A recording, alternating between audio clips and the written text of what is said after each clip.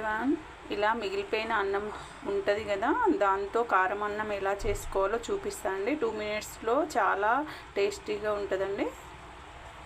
దానికోసం స్టవ్ పైన కడాయి పెట్టుకొని ఆవాలు, జీలకర్ర, ఆవాలు, వేరుశనగ పప్పులు వేసుకోవాలి.